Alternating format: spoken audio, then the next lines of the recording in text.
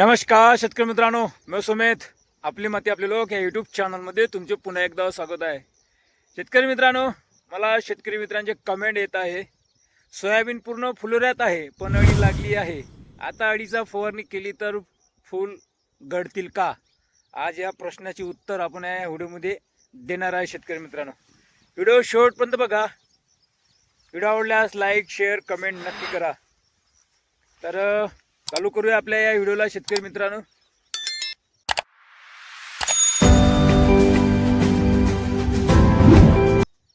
तर बघा शेतकरी मित्रांनो, हा माझा प्लॉट आहे सोयाबीनचा आणि प्रभाकर अंकुरे सोयाबीन आहे आणि फुलावर आहे, गच्च फुलावर आहे. याला 48 दिवसाचा कालावधी झालेला आहे. बघा फुलावर आहे. आता काही दिवसात आपल्या शेंगीला आपल्या सोयाबीनला चलप सुटलेली आहे. बघा चलपीवर आहे. आता हे बघा तुम्हाला दिसत आहे चलप आहे, म्हणजे बारीक आहे. आता 8-10 दिवसात त्याचा आकार आपल्याला मोठा दिसेल. तर मग विषय असा येतो, शेतकरी मित्र कमेंट करतात की सोयाबीन तर गच्च फुलावर आहे. बघा तर हे माझं सोयाबीन आहे प्रभाकर अंकुर आणि हुतुतू. तर सोयाबीन बघा कसं फुलावर आहे. मग या अवस्थेत जर आपण फवारणी केली कीटकनाशकाची, अळीचा प्रादुर्भाव आहे, तर मग फुलगळ होईल का बा, असं बरेचसे शेतकऱ्यांच्या मनात एक प्रश्न येतो. तर मग आपण काय तपासलं पाहिजे? पहिले सर्वात आधी अळी नेमकी कोणती आहे हे पाहणे महत्त्वाचे आहे. आता हे आपलं सोयाबीन आहे, अळी पान खाते का हे तपासणे खूप महत्त्वाचं आहे. अळी पान खाते काय? बघा काही पानं निकोप दिसतात, काही पानाला डाग दिसतात, कुतरलेले दिसतात. बघा फुलकडी खाते का? नंतर आहे शेतकरी मित्रांनो फुलकडी. हे बघा फुलकडी खाते आहे का? हे फुलकडी. शेंगा लागल्यानंतर शेंगावर नुकसान करते का? बऱ्याचशा शेतकऱ्यांच्या सोयाबीनला शेंगाही लागल्या असेल, तर शेंगा लागल्यानंतर आपल्या सोयाबीनला शेंग पोकरते का, शेंग कुतरते का? अळी किती प्रमाण आहे, अळीचे आपल्या सोयाबीनवर किती प्रमाण आहे हे लक्षात घेऊन फवारणी करावी. फक्त अळी दिसली म्हणून लगेच फवारणी करायची नाही.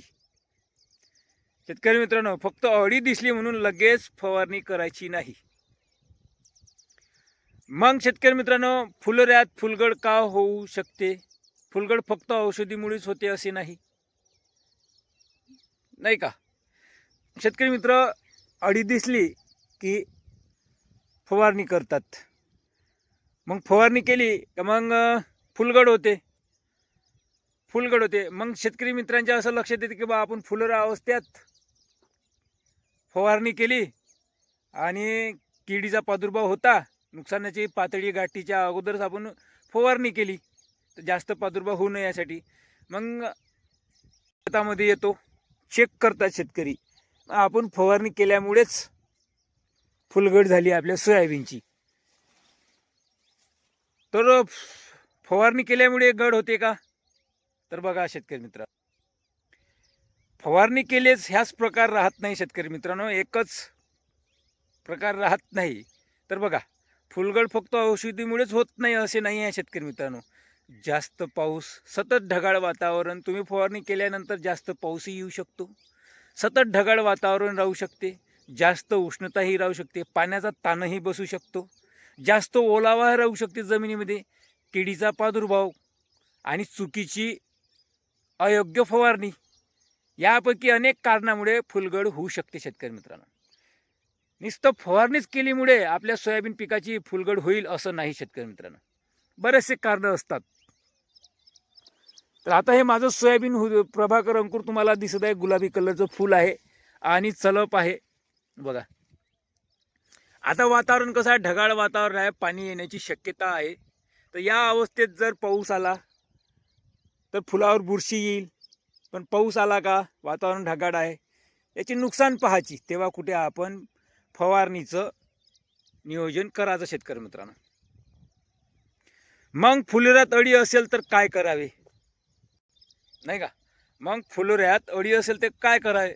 सर्वात महत्त्वाचे म्हणजे अळीचा प्रकार आणि प्रादुर्भावाची पातळी तपासावी शेतकरी मित्रांनो. अळीचा प्रकार कोणता आहे बघा. अळी कोणती आहे? पाने खाणारी, शेंग पोकरणारी, रस शोषण करणारी कीड आहे. याचा प्रकार ओळखावा.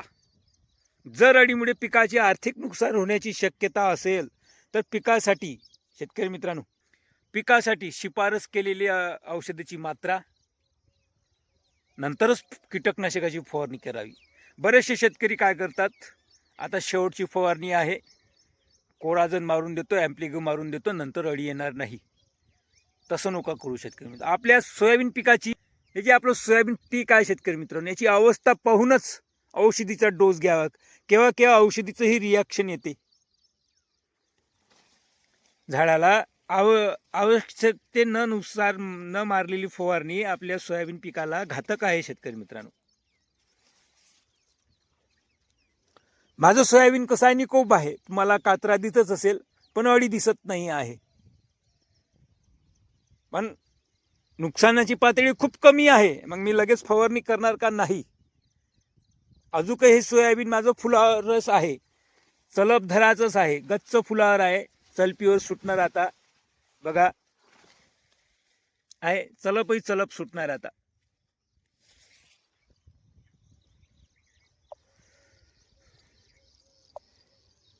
मग फुलगळ टाळण्यासाठी फवारणी करताना कोणकोणत्या काळजी घ्याव्या शेतकरी मित्रांनो, हे महत्त्वाचा प्रश्न आहे. शिफारस केलेले औषध वापरा.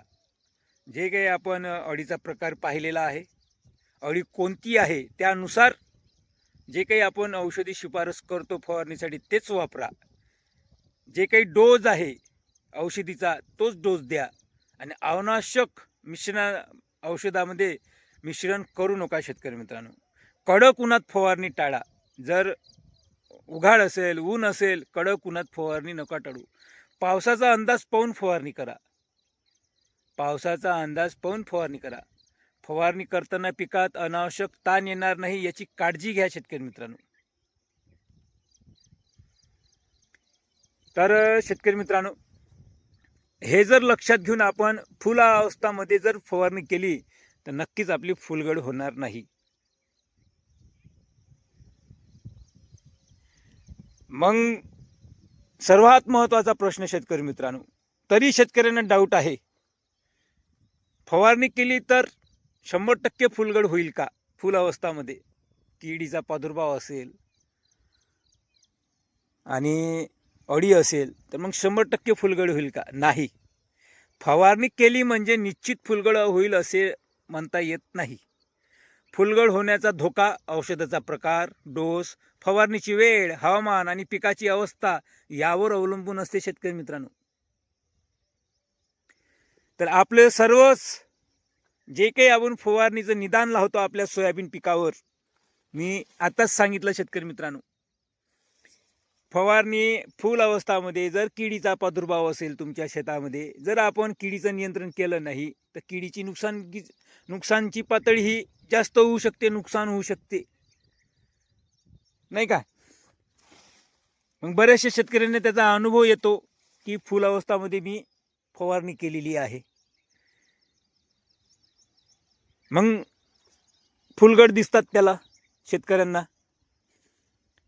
मग असं समजायचं नाही की बा मी फवारणी केली म्हणून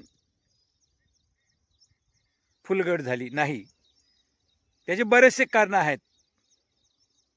म्हणजे फुलगड होण्याचा धोका कसा आहे, औषधाचा प्रकार कोणता आहे, फवारणी केल्यानंतर हे तपासावे. डोस फवारणीत किती दिलेला आहे आणि फवारणीची वेळ पाहावी. फवारणी जर भर उन्हात केली असेल, हवामान पाहायचं आणि पिकाची अवस्था यावर अवलंबून पाहायचं.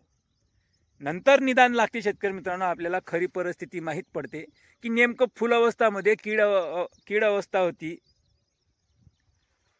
तर फवारणी केल्यामुळेच फुलगड झाली का, हे तपासणे आपल्यालाही अनुभव येतो शेतकरी मित्रांनो.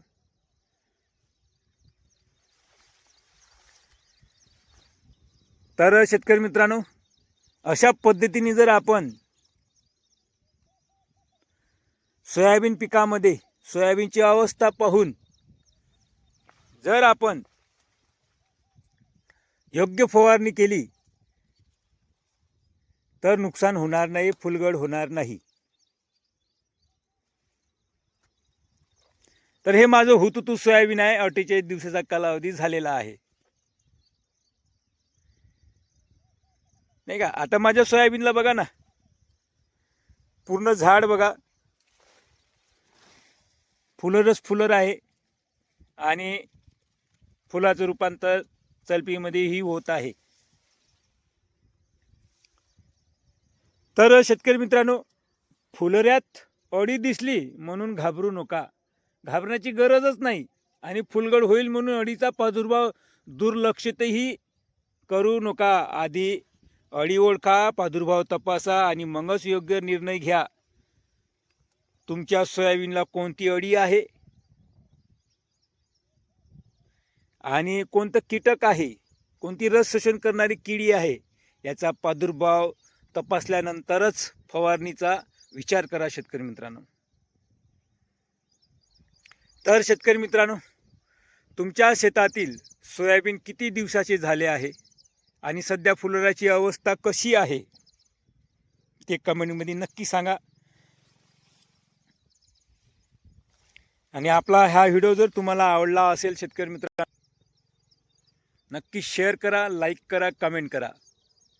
तर पुन्हा भेटूया नेक्स्ट व्हिडिओमध्ये. जय जवान जय किसान शेतकरी मित्रांनो, धन्यवाद.